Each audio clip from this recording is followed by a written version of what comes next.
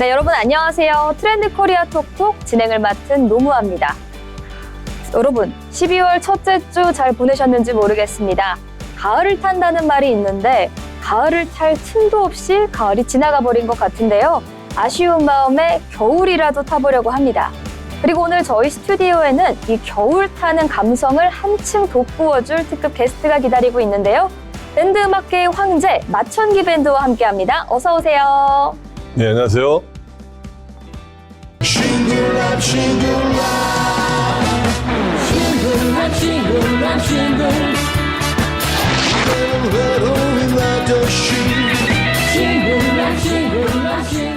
네, 마천기 밴드와 오늘 가까이톡 시간 함께 해보려고 하는데요. 먼저 간단히 시청자 여러분들께 소개 부탁드리겠습니다. 네, 반갑습니다. 저는 이제 제 마천기 밴드도 활동을 하고 있고요. 또 이제 저희 레전드 가수분 심소봉 선배님, 예, 밴드 마스터도 겸하고 있고요. 예, 그리고 이제 골프 레슨도 하고 골프 매장도 운영하고 있고요. 여러 가지 일하고 있습니다. 아무래도 예술가분들이 다양한 재능을 갖고 계신 경우가 많은데 오늘 많은 얘기 나눠볼 수 있을 것 같습니다. 밴드에서부터 골프까지 그렇죠. 예체능 거의 총망을 하고 계신 것 같은데 먼저 질문이 있는데 마천기가 본명이실까요? 본명은 아닌데 본명이라고 이제 말을 하고 다니죠. 어떤 뜻을 담고 있는 이름일까요? 뭐 하늘의 길을 받아서 제가 하는 사업이나 음악이나 다 좀 뭐 잘 되면 어떨까 하는 생각이에요. 그 깊은 뜻은 없어요. 네. 이 엔잡이라는 말이 유행하는 시대에 정말 잘 어울리는 이름인 것 같습니다. 예, 그렇습니다. 이제 마천기 밴드로 활동을 어떻게 시작하게 되셨는지 모르시는 분들이 있을 테니까 설명해 주시면 좋을 것 같은데요. 한 4, 5년, 6년 전 정도에 트로트가 우리나라에 이제 많이 이제 붐이 일어났잖아요. 근데 그때는 이제 밴드는 없고 전부 다 솔로 가수만 이제 막 활동을 하시더라고요. 그래서 이제 유일하게 제가 이 락과 트로트가 겸비된 크로스오버를 한번 음악을 해보면 어떨까 해서 제가 이제 구성한 게 마천기 밴드예요. 그래서 만든 노래가 또 싱글램이라는 노래고, 예, 가수들 세션하고 저희 밴드 음악하고 현재 같이 진행하고 있죠. 네, 저희 가까이톡에 사실 트로트 가수분들이 많이 나오셨는데 네. 말씀해 주신 것처럼 락이랑 트로트를 결합하신 분도 처음이거든요. 뭐든지 뭐 처음에는 한 게 좋죠. 또 많은 분이 나오면 또 시상할 수도 있고, 아직은 뭐 제가 뭐 준비 단계지 왕성화 활동은 이제 아직 이제 26년부터 들어가려고 준비를 하고 있죠. 아, 그럼 본격적인 활동은 아직이다, 약간 맛보기 수준이다 이런 말씀이실까요? 그렇죠. 근데 이제 맛보기가 뭐 원래 중요한 거니까. 그럼 이쯤에서 궁금한 게 언제 처음 음악인의 꿈을 갖게 되셨는지 여쭤보고 싶습니다. 저는 이제 어머니가 피아노를 치셔서 그런지 이미 중학교 1학년 때부터 제가 뭐 기타나 드럼 이런 거를 저도 모르게 하고 있더라고요. 누가 시킨 사람도 없고 강요한 사람도 없는데 저 혼자 그냥 뭐 기타를 구해다 만지고 있고 뭐 이것저것 악기를 만지고 있더라고요. 음악 영재셨네요. 영재라기보다 너무 음악을 쉽게 어렸을 때 빠졌어요. 근데 지금까지도 이제 음악을 하고 있으니까 어떻게 보면 운명이 아닌가 생각하고 있어요. 그럼 처음에 음악을 시작하게 된 계기는 아무래도 기타로 시작됐다 이런 그렇죠. 말씀이실까요? 악기를 연주하면서 이제 음악을 하게 된 거죠. 아, 그럼 그 이후에 따로 기타를 배우신 적은 없고. 근데 지금 이제 아카데미나 뭐 대학의 실용음악과 같은 게 많이 발달돼 있는데 그 당시에는 동네 조그만 학원이 다였어요. 그러니까 그 당시에 이제 저희 세대 음악가들이 정말 소질이랑 이런 그런 거는 뭐 뛰어나신 분들이 많아요. 스스로 그냥 뭐 음반을 걸어놓고 카피를 하면서 연습을 해서 프로의 길을 갔기 때문에 저희는 준비 과정이 정말 거의 정말 혼자, 그렇게 보시면 돼요. 많은 분들이 독학이라고. 유학도 이렇게 많이 안 갔었고 저희 때는 그런 시대였죠. 독학으로 이 정도 밴드를 이끌 실력까지 하셨다는 게 정말 놀라운 포인트인 것 아직 같은데. 뭐 제 실력을 안 봤잖아요. 그냥 보여주셔야죠 이제. 네, 그러면 이제 밴드계의 황제라고 할 수 있는 마천기 씨의 기타 연주 한번 보고 넘어가도록 하겠습니다. 기타 연주를 혼자 하기보다 제 그 밴드 노래를 간단하게 해볼게요. 좋습니다.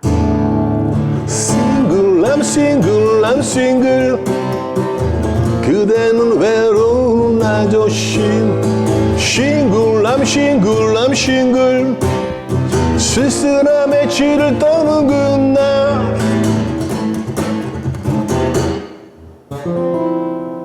여기까지. 오. 네.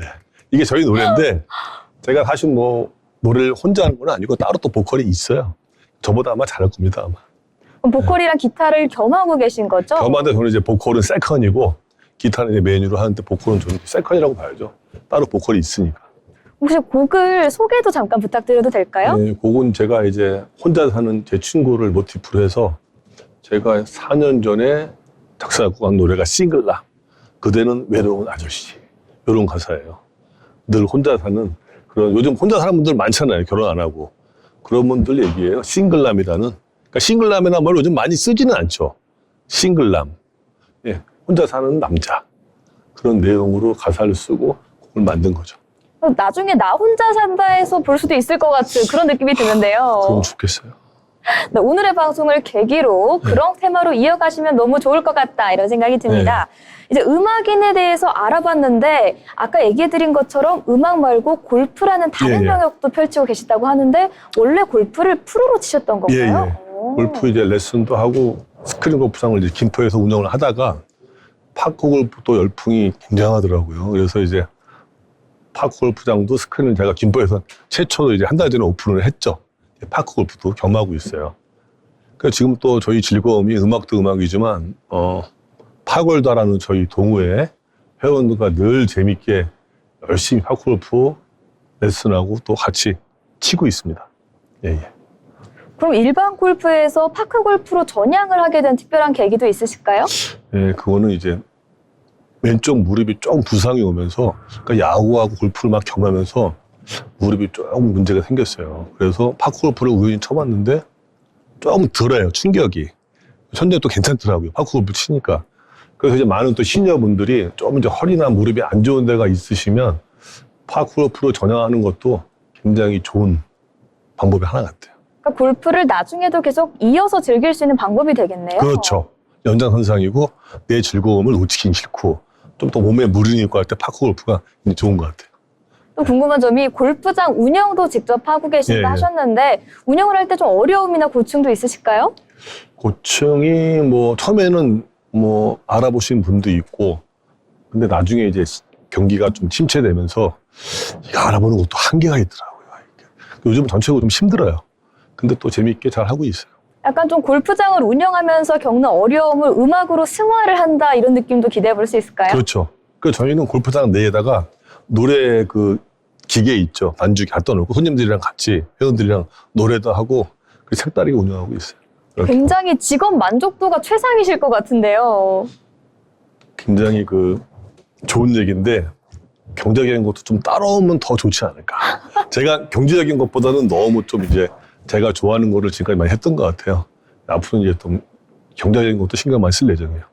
원래 돈을 쫓을 때보다 꿈을 쫓을 때 돈은 자연스럽게 따라오는 그렇지. 거라고 했으니 오늘 이 맞아. 트렌드 코리아 톡톡 방송을 계기로 경제적인 활로도 뚫리기를 진심으로 고맙습니다. 기원해 봅니다. 예. 다음으로 궁금한 점이 오랜 시절부터 기타를 연주하셨잖아요. 가장 존경하는 기타리스트 여쭤봐도 될까요? 저는 이제 아무래도 가수분들 세션, 가수분들 연주해 주는 거 이제 세션이라고 전문 용어 쓰는데 콘서트 세션을 지금도 하고 있고 많이 하니까 저는 아무래도 외국에서는 이제 뭐 스티브 루카소라는 토토 밴드의 기타리스트 있어요. 그분 거를 많이 카피도 했고 공부도 했고 많이 존경하는 기타리스트죠. 스티브 루카소. 예. 그러면 존경하는 기타리스트가 있다 얘기를 해주셨는데 존경하는 기타리스트의 연주를 따라서 연습한 적도 있으셨을까요? 어렸을 때는 많이 했죠. 근데 지금은 많이 안 해요. 지금 흉내를 내면 안 되니까 그 사람의 연주가 비등하게 나오면 좀 문제가 있을 수도 있어서 어렸을 때는 그냥 모티프를 많이 이렇게 카피를 하고 공부를 했는데 지금은 일부러 많이 안 들어요. 그런 색깔이 나올까봐. 약간 창조의 시작은 결국 모방이다란 말이 있었는데 그렇죠. 어린 시절부터 이렇게 열심히 연습을 하다가 결국 본인만의 스타일을 찾으신 것 같다 이런 생각이 듭니다. 글쎄요. 제 생각엔 그런데 뭐 남이 봤을 때는 어떨지 모르겠어요. 옆에서 있는데 제가 약간 바이브에 말리고 있거든요. 그래요? 본인만의 독특한 스타일이 확고하게 계신 것 같습니다. 나쁜 건 아니잖아요. 완전 칭찬이죠. 고맙습니다. 네, 이렇게 독특한 매력을 가진 밴드계의 황제 마청기와 함께하고 있는데요. 다음으로 궁금한 점이 또 있습니다. 네. 아까 밴드 2개를 병행하고 있다 얘기를 해주셨는데 네. 혹시 각각의 밴드에서 포지션이 좀 다르실까요? 아니면 아니 저는 뭐 기타를 맡고 있는 건 같은데요. 아무래도 힘수봉 선배님 밴드에서는 철저하게 이제 심수문 선배님한테 맞춰서 그분이 만족할 만한 연주를 하기 위해서 기타만 조용히 치고 있죠. 예, 예.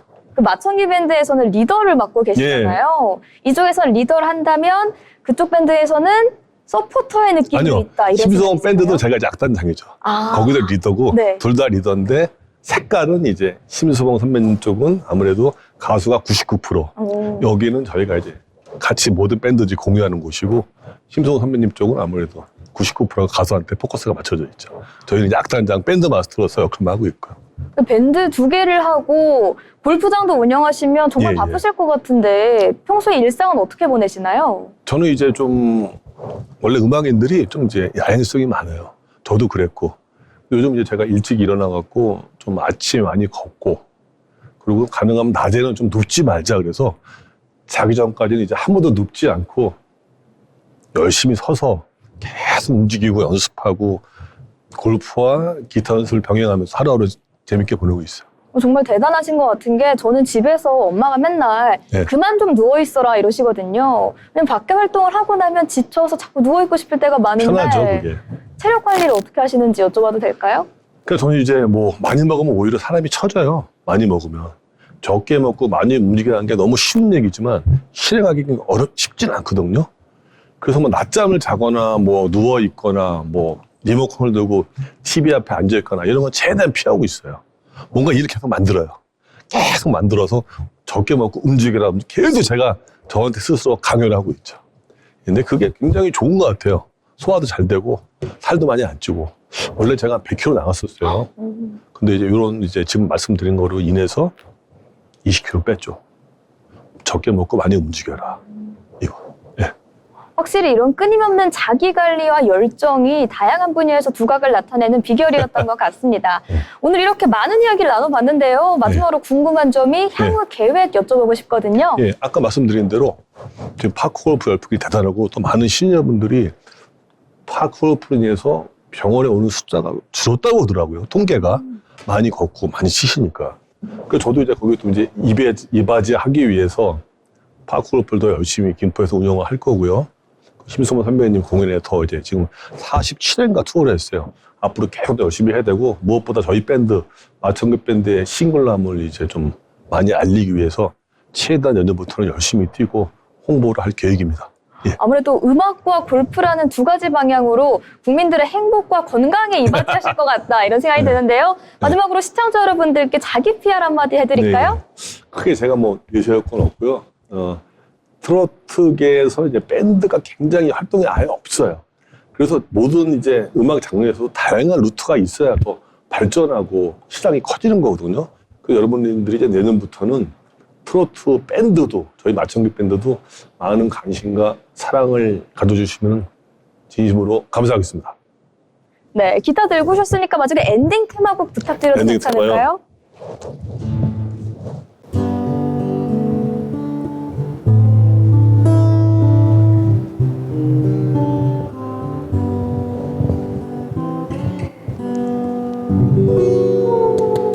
감사합니다. 네, 이렇게 마청기 밴드와 함께했습니다. 오늘 고생하셨습니다. 네, 수고하셨습니다.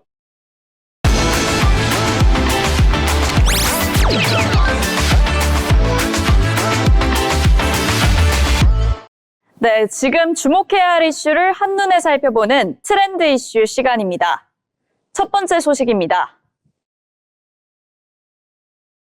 소년범 의혹이 제기된 배우 조진웅이 은퇴를 선언하는 가운데 국민의힘 나경원 의원이 공직자와 고위공무원의 소년기 흉악범죄를 전력을 검증하도록 하는 내용의 법안을 발의하기로 했습니다. 대통령, 국회의원, 시도지사 후보자와 일정 직급 이상의 고위공무원, 국가 최고 수준의 정부 포상 훈장 대상자, 기수훈자 등이 대상입니다. 법안 내용의 골자는 대상자들의 소년기 중대한 범죄 보호 처분 관련 형사 판결문이 존재하는지 국가기관이 공식 조회하도록 하는 겁니다. 공직선거법을 제정해 대통령 등 선출직은 기존의 금고 이상 범죄 경력 증명서와 함께 소년법이 정하는 중대한 범죄에 관한 소년 보호 처분과 관련 판결문 존재 여부를 선거 공보에 의무 기재하도록 합니다. 중앙선거관리위원회가 경찰청, 법원 등 국가기관의 공식 조회를 요청해 그 진위를 사전에 검증하도록 하는 내용도 포함됐습니다. 소년법도 개정해 중대한 범죄 범위를 명확히 규정함으로써 경미한 재산범죄나 일반폭력 등은 명시적으로 대상에서 제외해 과도한 낙인 우려를 줄이도록 했습니다. 나이원은 살인, 강도, 성폭력과 같은 흉악범에 대해서까지 소년범이라는 이유만으로 영구 사각지대를 남겨두는 것은 공정에도 상식에도 맞지 않다고 밝혔습니다. 이어서 다음 소식입니다. 지난달 6일 경기도 연천의 한 단독주택에서 불이 났습니다. 불은 집을 모두 태우고 1시간 40여 분 만에 꺼졌는데요. 화목보일러의 연통이 과열되면서 불이 난 것으로 추정되고 있습니다. 이틀 뒤 강원도 횡성의 한 주택에서도 화목난로에서 불이 나 노부부가 숨졌는데요.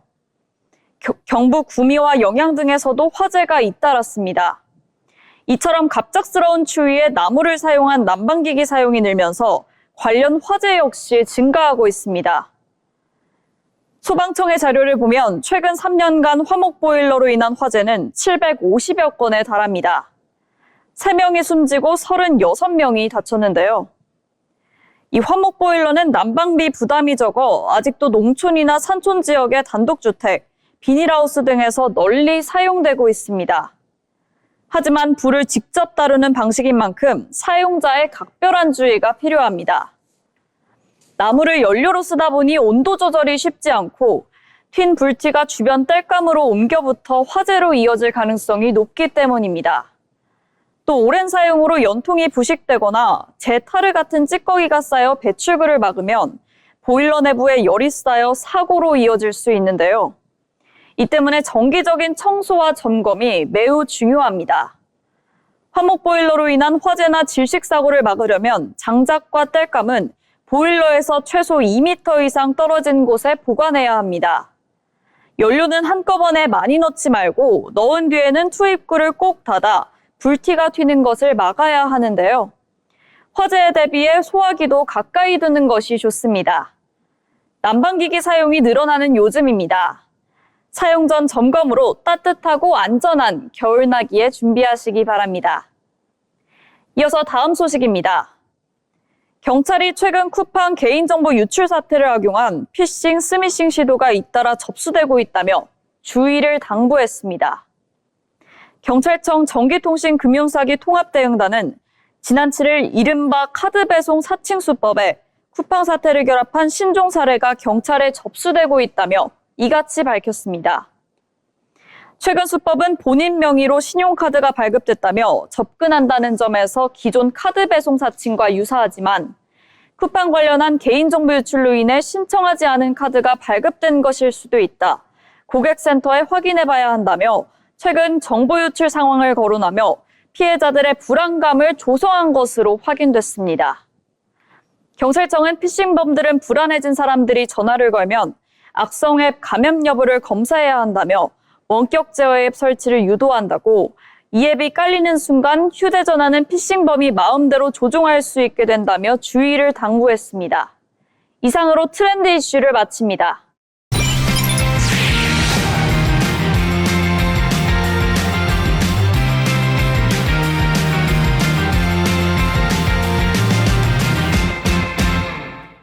네, 이번 시간은 한 주간 경제 이슈를 뒤흔들었던 사건을 짚어보는 편지의 견대토톡 시간입니다. 편지의 기자, 어서 오세요. 네, 안녕하세요. 네, 오늘의 첫 번째 이슈, 바로 국민 예능인 나 혼자 산다의 안방마님이었던 박나래 씨와 관련된 이슈인데요. 이른바 주사 이모에게 수액을 받았다는 의혹이 제기되면서 관련된 논란이 수면 위로 떠오르고 있는 상황입니다. 박 씨가 실제로 어떤 시술을 받았는지 그 여부는 정확히 드러나지 않았습니다. 그러나 이번 사건을 계기로 이 주사 이모와 관련된 비공식 주사 시장과 관련된 문제가 수면 위로 드러났다. 이런 의혹이 제기되고 있는 상황인데요. 관련된 내용 편지의 기자와 함께 짚어보도록 하겠습니다. 우선 주사 이모가 무엇인지 어떤 의미를 의미하는지 짚어보도록 할 텐데요. 네, 주사 이모는 정식 병원이 아닌 집이나 오피스텔, 그리고 차량, 가게 등으로 직접 찾아가 수액이나 비타민 주사 같은 시술을 해주는 사람을 말합니다. 온라인에서는 출장 수액, 방문 수액으로 불리고 있고 보통 1시간 기준 10만 원 안팎에 거래되는 경우가 많습니다. 그러면 박나래 씨와 관련된 의혹도 결국엔 이 구조에서 비롯된다 이렇게 볼 수 있겠네요. 네, 그렇습니다. 주사 임원은 의사 면허 없이 무면허로 주사를 놓는 사람을 지금까지 그렇게 불리고 있었는데요. 이번 논란은 박나래 씨가 이동 중 차량이나 일산의 오피스텔에서 주사 임원에게 각종 약물을 투여받았다는 의혹에서 나왔습니다. 주사 임원은 무면허로 지칭하는 은어로 지금까지 불리면서 사회적 문제로 지적이 되어 왔는데요. 하지만 현재 박나래 씨는 주사 이모가 의사 면허가 있는 줄 알았다는 입장입니다. 그런데 이 코로나 시기에 특히 주사 이모로 큰 어려움이 있었다고 합니다. 그렇습니다. 특히 코로나 시기에는 병원 방문이 어려워지면서 집이나 숙소로 찾아가는 이른바 출장 링거 서비스가 SNS를 통해 확산이 됐었습니다. 집단 감염 사고나 부작용 사례까지 발생했었습니다. 그럼 지금 논란이 되는 주사 이모의 행위는 구체적으로 어떠한 점에서 문제가 되는 걸까요? 핵심은 의료행위의 장소와 자격입니다. 현행 의료법은 의료행위를 원칙적으로 병원 같은 의료기관 안에서 하도록 규정하고 있습니다. 다만 환자가 거동이 어렵거나 응급 상황처럼 특별한 경우에는 예외적으로 왕진이나 재택진료가 허용이 되는데요. 이번 사례처럼 오피스텔이나 차량 숙소에서 수액을 놓았다면 이러한 예외 조건에서 해당하기 어렵기 때문에 불법 의료행위로 볼 가능성이 높다는 게 의료계의 핵심입니다. 의료계는 이번 사건을 무면허 의료행위로 규정하며 향정신성 의약품 사용 여부까지 조사해야 한다고 주장하고 있어 수사 필요성이 제기되고 있습니다. 아무래도 심도 있는 수사가 필요할 것 같은데 그렇다면 소비자도 처벌될 수 있다는 말이 있던데요. 네, 복지부는 위법임을 알고 요청했다면 환자도 공범이 될 수 있다고 밝혔습니다. 이 경고가 시장에 강하게 작용하면서 비공식 시술 수요가 줄고 다시 병원 중심의 구조로 재편될 가능성이 크다고 보고 있습니다. 네, 개그우먼 박나래 씨 관련 논란에서 출발하긴 했지만 결국 코로나 이후 이어진 그림자 의료 시장의 문제가 다시 한번 재조명되는 순간이었습니다. 그럼 두 번째 이슈입니다. 고환율이 이어지면서 장바구니의 물가도 크게 오르고 있는 상황인데요. 특히 수입식품과 에너지의 가격이 동반으로 상승하면서 생활물가 전반에 비상등이 켜졌다는 지적이 나오고 있습니다. 네, 최근 원달러 환율이 1,470원 안팎까지 오르면서 그 달러로 거래되는 수입식품과 원재료 가격이 함께 뛰고 있습니다. 이 비용이 그대로 소비자 가격에 전가가 되면서 장바구니 물가가 빠르게 오르고 있다는 분석입니다. 국가데이터처 자료에 따르면 지난달 식품물가 지수는 127.1로 2020년 이후 5년 동안 27%가 넘게 상승했습니다. 같은 기간 전체 소비자 물가 상승률이 17%였던 것을 고려하면 식품 가격이 훨씬 가파르게 오른 겁니다. 네, 설명해 주신 것처럼 유난히 식품 가격의 상승률이 높았는데 구체적으로 어떤 품목들이 많이 올랐을까요? 기본 식재료부터 가공식품까지 전반적으로 상승폭이 큽니다. 식탁에 오르는 긴 계란, 식용유, 참기름 같은 식재료부터 국수, 빵, 라면 같은 가공식품, 그리고 삼겹살, 치킨 등 외식비도 대부분 두 자릿수까지 올랐습니다. 특히 수입식품이 더 크게 올랐는데 수입 소고기는 40%, 커피 원두는 44%까지 상승했습니다. 망고와 파인애플 같은 수입 과일도 모두 오른 상태입니다. 네, 이렇게 장바구니 가격이 껑충 튀면서 정말 생활 물가가 상승했다는 소리가 나오고 있는데 이 와중에 기름값도 영향을 받았다고 합니다. 네, 기름값 역시 고환율에 직격탄을 받았습니다. 석유류 소비자 물가는 우크라이나 전쟁 여파로 2022년에 20% 급등한 뒤 2년 동안 하락세였지만 올해 다시 반등하면서 3년 만에 가장 큰 상승폭을 보였습니다. 기름값이 오르면 운송비와 난방비가 함께 뛰기 때문에 식품 가격은 물론 생활 물가 전반 추가적인 압력이 가해집니다.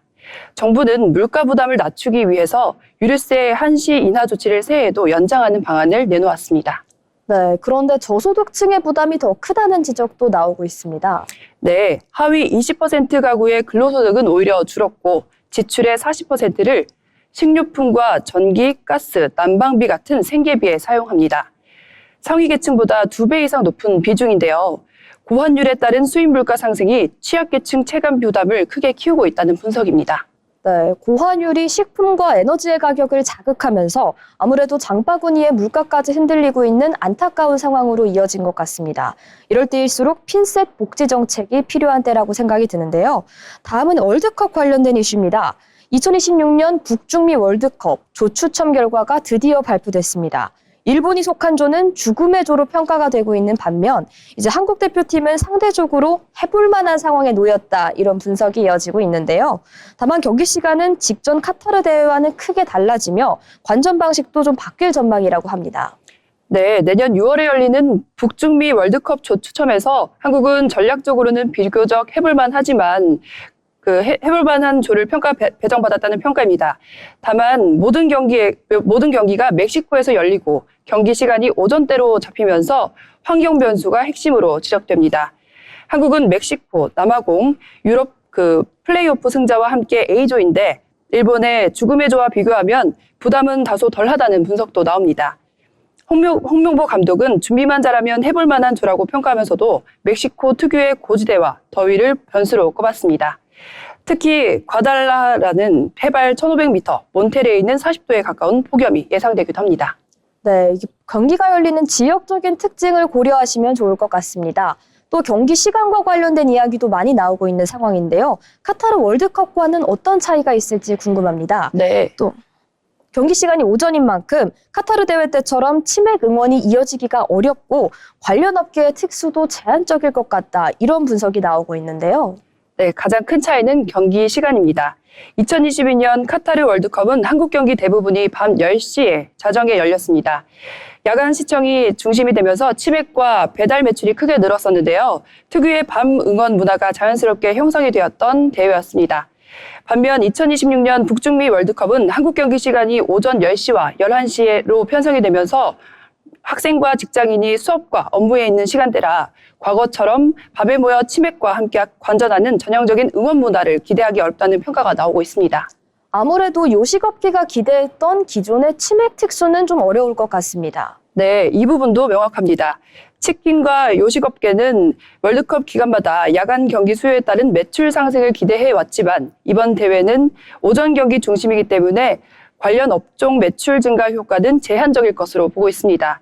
특히 직전 카타르 대회 때와는 달리 가족, 지인들과 모여 야간 응원하기 어려워지면서 치맥 특수는 사실상 기대하기 어렵다는 분석입니다. 정리하자면 조편성 결과 자체는 긍정적이지만 이로 인한 각종 특수 효과, 월드컵 특유의 소비 효과는 달라질 수가 있겠다 이런 생각이 듭니다. 얼마 남지 않은 2026 북중미 월드컵, 우리나라 대표팀의 좋은 성과를 저희도 응원하겠습니다. 다음 이슈인데요. 오늘의 마지막 이슈는 예상외로 패션 관련 트렌드입니다. 과거에는 할머니 조끼로 불리던 이른바 김장 조끼가 이제는 MZ 사이에서 인기 아이템으로 떠오르고 있다는 소식인데요. 네, 김장조끼는 김장철에 방한용으로 입던 누빔조끼로 화려한 꽃무늬가 특징인데요. 최근 유명 아이돌들과 인플루언서들 사이에서 착용한 모습이 SNS는 물론 해외로까지 확장이 되면서 신흥 겨울 패션 아이템으로 자리 잡고 있습니다.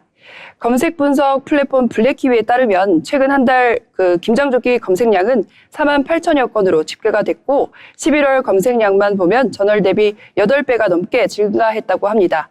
할머니 조끼, 김장조끼 등 관련 검색어도 함께 상승했습니다. 그럼 젊은 세대의 취향 변화와도 이러한 트렌드가 맞닿아 있을 것 같은데요. 네, 그렇습니다. 이런 시골 감성을 즐기는 레트로 유행과 저렴한 가격, 그리고 또 할머니 세대의 패션을 다시 소비하는 할메니얼 열풍이 영향을 준 것으로 보입니다. 농촌진흥청 조사에서도 올해 농촌관광 경험인 이른바 촌캉스 비율이 43.8%로 크게 늘었고 SNS에서도 김장조끼를 입고 촌캉스를 즐기는 게시물이 확산되는 추세입니다. 실제로 젊은 여성들이 자주 찾는 패션 플랫폼에서도 김장조끼가 상위 랭크에 올라 판매가 되었고 강아지용 조끼도 절찬리에 판매가 되고 있었습니다.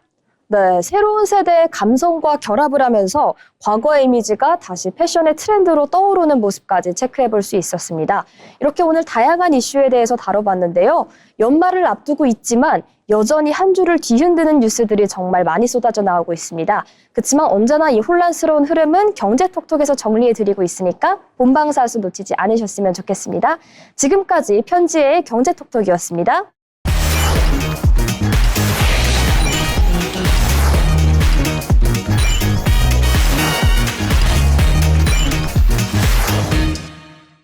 네, 이번 시간은 대한민국의 부동산 흐름을 짚어보는 마켓 트렌드인데요. 오늘의 마켓 트렌드 새로운 얼굴과 함께합니다. 문민지 아나운서 어서 오세요. 네, 안녕하세요. 네, 최근에 전세 그리고 월세와 관련된 여러 가지 현상들이 있었는데 오늘 마켓 트렌드에서는 이 현상에 대해서 자세히 분석해 주실 예정이라고 합니다. 한번 자세한 이야기 들어볼게요. 네, 요즘 부동산 분위기를 보면요. 예전과 확연히 달라진 모습이 나타나고 있습니다.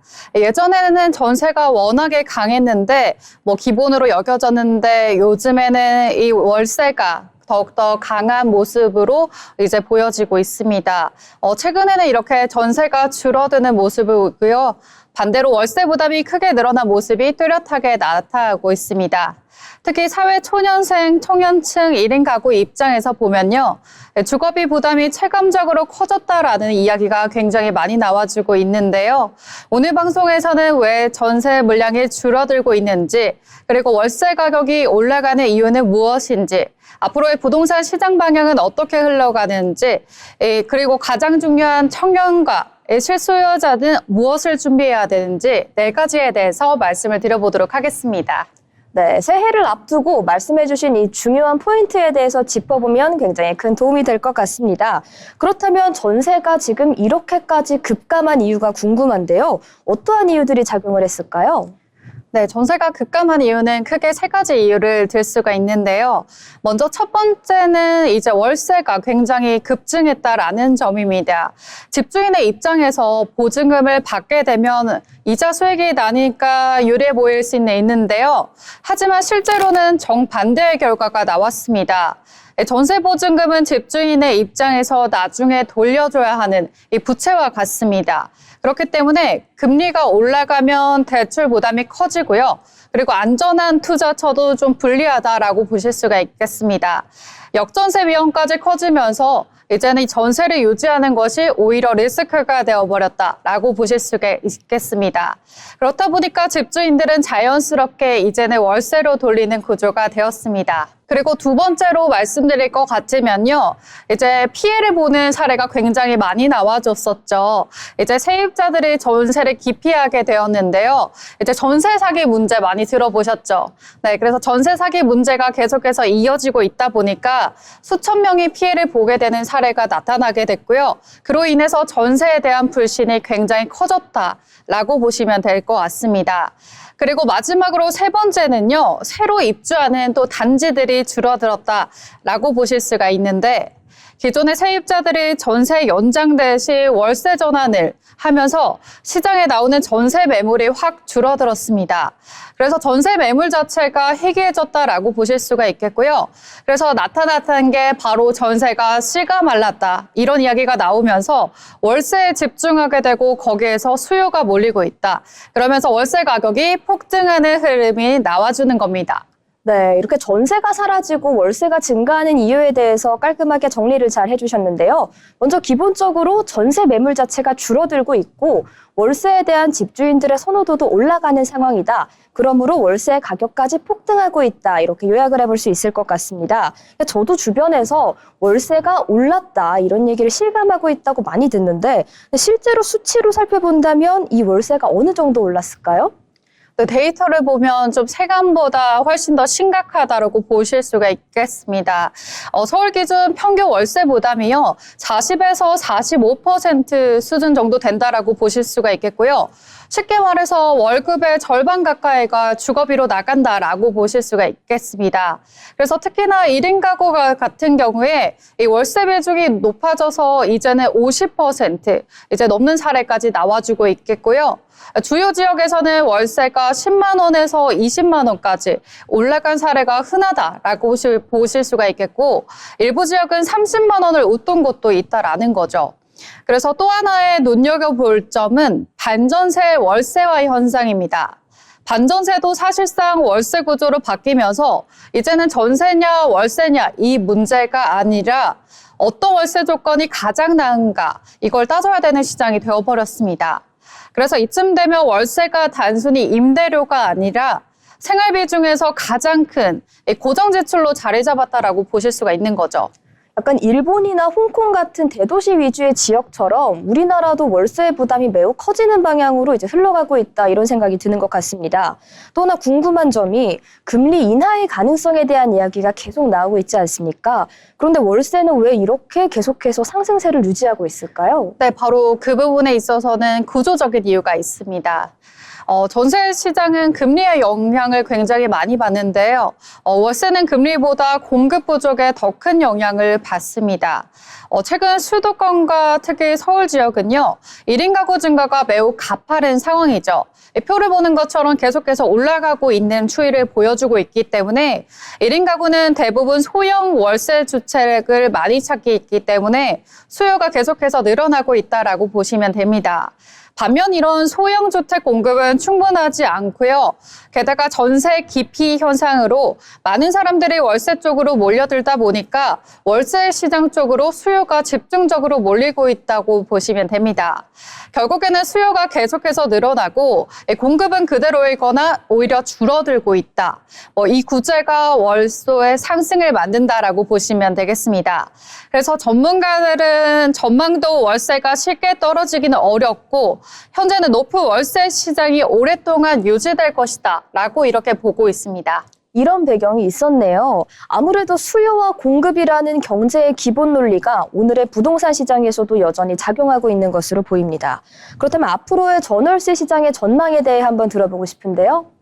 네, 먼저 전세 시장에 대해서 먼저 말씀드리면요. 일단은 일부 회복될 가능성이 있습니다. 금리가 인하될 가능성이 있고요. 그리고 2026년에서 2027년까지 신규 아파트 입주 물량이 또 늘어나고 있기 때문에 전세 수요가 일정 부분은 들어올 수 있다라고 보실 수가 있겠습니다. 하지만 중요한 건요. 전세가 예전처럼 시장의 중심이 되는 전세 대세 시대로 회귀하기는 좀 어렵다라고 보실 수가 있겠습니다. 전세 사기를 비롯한 금융 리스크 때문에요. 전세 제도 자체에 대한 신뢰가 예전만큼 회복되기는 쉽지 않기 때문입니다. 그렇다 보니까 이 월세는 공급 부족이고요. 수요 증가, 그리고 전세 같은 경우에는 기피하는 요소가 유지되는 한 현재 높은 수준을 이어갈 가능성이 매우 높습니다. 자, 한마디로 정리를 도와드리면요. 앞으로도 월세 구조가 더욱더 고착화될 것이다 라는 전망이 나와주고 있습니다. 네, 이제 재건축 물량 등이 풀리면서 전세 매물이 일부 돌아올 가능성은 있지만 앞으로 대한민국 부동산 시장의 큰 흐름은 아무래도 전세가 아닌 월세 중심으로 흘러갈 것 같다. 이런 말씀 전해주셨습니다. 그렇다면 이제 청년층이나 실수요자들은 지금부터 어떤 부분을 대비하면 좋을까요? 네, 그래서 현실적인 효과 방법에 대해서 3가지 전략 말씀드려 보도록 하겠습니다. 네, 먼저 첫 번째 전략으로는요. 월세 시대에 우리가 맞춰서 이제는 고정비를 재정비하는 방법이 있겠습니다. 예를 들어서 반전세 같은 경우에 활용하면서 보증금을 조금 올리는 대신에 월세를 낮추는 방법이 있겠습니다. 그래서 이런 조정만으로도 한 달에 20만 원에서 30만 원까지를 절약한 사례들이 실제로 나와주고 있습니다. 그리고 두 번째 전략으로는요. 정부 지원 제도를 적극적으로 활용하는 것을 추천드립니다. 생각보다 많은 청년분들이 본인이 받을 수 있는 혜택을 모르고 지나가는 경우가 많은데요. 청년 월세 지원, 그리고 전월세 보증금 대출, 그리고 청년 신혼부부를 위한 공공임대나 역세권 청년주택 프로그램 등이 대표적이죠. 이런 제도를 잘 지키기만 해도 우리가 주거비에 대해서 체감할 정도로 확 줄어들 수 있기 때문에 이런 부분들을 잘 꼼꼼하게 확인해 보시는 것이 좋겠습니다. 자, 그리고 마지막으로 3번째 전략은요. 우리가 장기적인 관점에서 봤을 때 내 집 마련 준비를 지금부터 시작하는 겁니다. 월세가 높다고 해서 나는 집을 못 살 거야. 이런 생각을 가지게 되면 오히려 내 집 마련에 대한 꿈이 점점 멀어질 수가 있습니다. 그렇기 때문에 우선 청약 납입금을 좀 꾸준히 하는 것을 추천드리고요.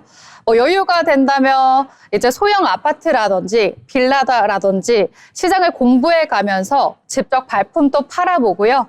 그리고 지역별 분위기와 흐름을 함께 파악하는 것이 중요합니다. 그리고 ETF나 적금과 같은 것처럼 안정적인 방법으로 종잣돈을 마련하는 것이 중요하겠는데요. 그런 부분들이 장기적으로 큰 도움이 될 것 같습니다. 그리고 고정비 관리를 통해서 정책을 활용하고 내 집 마련을 준비하는 것이죠. 이 세 가지를 동시에 가져가는 지금 이 시장에서는 가장 효과적인, 이 현실적인 방법이 될 것 같습니다. 네, 정리해보자면 우선 현실적으로는 고정비 구조를 재편해서 알뜰하게 재테크하시는 게 중요할 것 같고요. 그 밖에도 주거제도를 지원하는 갖가지 정부 정책들이 있습니다. 이런 자잘한 정책들도 놓치지 않고 챙기신다면 조금 더 효과적으로 주거비 컨설팅 하실 수 있을 것 같습니다. 그리고 마지막으로는 ETF나 적금과 같은 안정적인 방법으로 이제 청약비 납입을 관리하시는 것도 추천을 드리는데요. 그렇다면 앞으로 결과적으로 이 부동산 시장에서 잘 적응하기 위해서는 꾸준한 공부와 꾸준한 관심이 필요하다, 이렇게 요약할 수 있을 것 같은데요. 네, 이렇게 문민지 아나운서라는 새로운 얼굴과 오늘의 마켓 트렌드 지켜봤는데요. 전세 급등, 월세 폭등, 이 같은 현상에 크게 대응하기 위해서는 언제든지 저희 마켓 트렌드 잘 챙겨주시면 좋을 것 같습니다. 지금까지 오늘의 마켓 트렌드였습니다.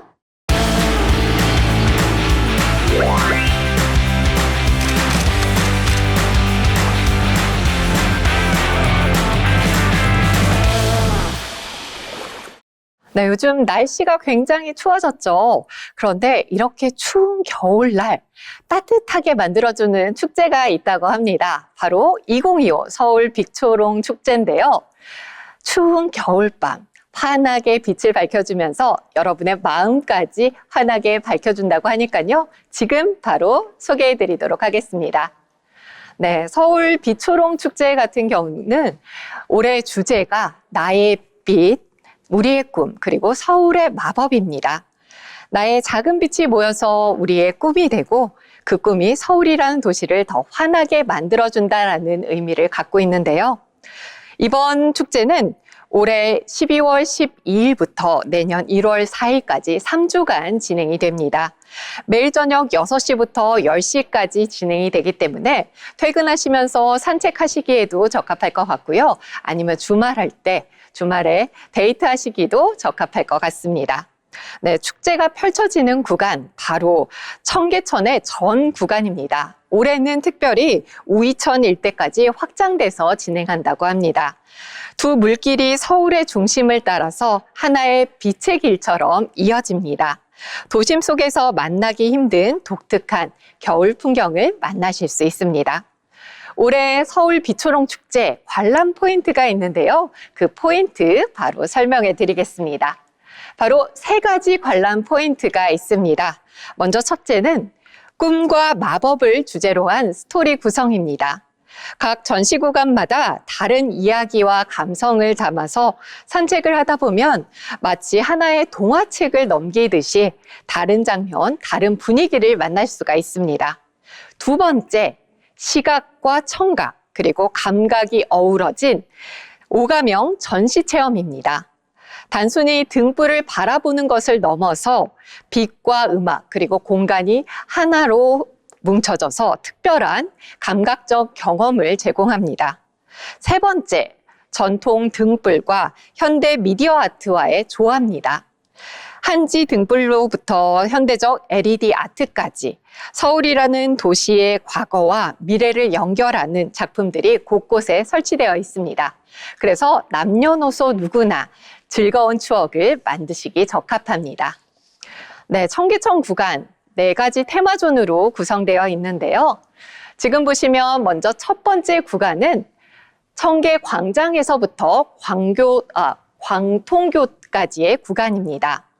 1구역의 이름은 미라클 서울입니다. 서울의 찬란한 불빛을 마치 기적처럼 표현한 공간인데요. 여기서는 도시 속 반짝이는 에너지와 활기를 느끼실 수가 있고요. 축제의 시작을 알리는 웅장한 분위기가 매력적입니다. 네, 두 번째 구역은 광통교에서부터 광교까지 이르는 구간입니다. 두 번째 구역의 이름은 골든 시크릿입니다. 황금빛 비밀을 품은 듯한 신비로운 분위기의 구간인데요. 빛과 그림자가 조화를 이루고요. 서울에 숨겨진 아름다움을 발견하실 수가 있습니다. 세 번째 구간, 지금 보시는 광교에서부터 장통교까지의 구간입니다. 이 구간의 이름은 드림 라이트입니다. 꿈과 희망을 담은 공간으로서 부드럽고 몽환적인 조명이 이어지고요. 산책하는 내내 편안하고 감성적인 분위기를 자아냅니다. 네 번째 구역은 지금 보시는 장통교에서부터 삼일교까지의 구간입니다. 서울 판타지아라는 이름을 붙이고 있고요. 서울의 화려함을 극대화한 구간입니다. 대형 미디어 아트와 현대적 조형물이 등장하면서 축제의 하이라이트를 장식하는 스펙타클한 분위기가 연출이 됩니다. 올해 특별히 확장한 구간, 바로 우이천 구간에도 5번째 구역이 있는데요. 소울라이트로 구성이 되어 있습니다. 예전부터 시간이 흐른 서울의 스토리를 빛으로 담아낸 공간인데요. 서울의 오랜 기억과 미래에 대한 희망을 담은 조형물들이 설치가 되어 있습니다. 도심보다 한층 차분한 분위기라서 조용하고 좀 더 감성적인 산책을 즐기고 싶으신 분들께 이 구역을 추천드립니다. 그리고 축제를 더 즐겁게 즐길 수 있는 포인트들도 설명드리도록 할게요. 먼저 3가지 포인트 중에 첫 번째는 주요 볼거리와 포토존입니다. 축제를 대표하는 화이트 드래곤을 비롯해서 대형 조형물들이 곳곳에서 눈길을 사로잡는데요. 청계천과 우이천의 물결 위에 반사되는 빛의 풍경은 밤이 깊어질수록 더욱더 환상적인 분위기를 자아냅니다. 그 어느 곳에서도 멋진 사진을 남기실 수 있는 최고의 야간 포토 스팟들이 여러분을 기다리고 있습니다. 두 번째, 바로 광화문 마켓 연계 행사입니다. 유럽 감성이 담긴 크리스마스 마켓에서 다양한 수공예품과 함께 크리스마스 장식까지 만나볼 수가 있는데요. 평일에는 오후 5시 반부터 9시 30분까지, 주말에는 저녁 6시부터 밤 10시까지 운영이 됩니다. 빛의 산책과 함께 겨울 마켓의 따뜻한 감성까지 한자리에서 즐길 수 있는 특별한 시간입니다. 마지막으로 주변 먹거리와 추천 코스입니다. 축제 주변에는 푸드트럭과 간식 부스 등이 마련되어 있는데요. 추러스와 소시지, 그리고 와플 같은 겨울 간식들을 즐길 수가 있습니다. 또 광화문에서 출발해서 청계천을 따라 내려가 서울 광장까지 이어지는 산책 코스도 추천을 드립니다. 빛과 음악, 그리고 맛있는 겨울 향기까지 함께하는 서울만의 특별한 야경 산책이 완성이 됩니다. 네, 그리고 교통편을 말씀드리면 지금 보시는 것처럼 아주 접근성이 용이하기 때문에 되도록이면 대중교통 이용을 추천드립니다. 청계천과 우이천 모두 지하철역에서 매우 가깝기 때문에 접근하시기가 편리하시고요. 특히 주말과 연말에는 차량이 매우 붐비고 공식 주차장도 마련되어 있지 않기 때문에 주변에 유료 주차장을 찾기 어렵거나 또 비용이 비싸다는 부분이 있습니다. 그래서 되도록이면 대중교통을 이용해서 접근하시면 좋을 것 같습니다. 네, 올 겨울 따뜻한 밤, 네, 환하게 비춰지는 축제 현장, 네, 사랑하는 가족들과 함께 또는 연인과 함께, 때로는 혼자서도 좋습니다. 여러분이 함께 하신다면 너무나 즐거운 추억 만드실 수 있을 것 같습니다. 그럼 따뜻한 밤, 즐거운 추억, 서울 비초롱 축제와 함께 하시기 바랍니다.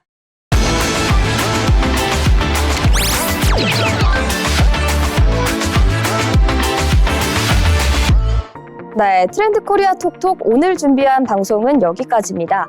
여러분, 연말을 앞두고 정말 싱숭생숭한 기분이 들려오실 것 같은데요. 거리에는 캐롤이 들려오지만 내 맘속은 괜히 허하고 올해를 잘 보낸 게 맞나? 이런 생각도 드실 것 같습니다. 그치만 언제나 이 한 주를 저희와 함께 마무리하시면서 따스한 기운 자득 가져가시면 좋을 것 같습니다. 저희가 오늘 준비한 방송은 여기까지고요. 저희는 다음 주에 조금 더 알찬 내용으로 돌아오도록 하겠습니다. 시청해주신 여러분 고맙습니다.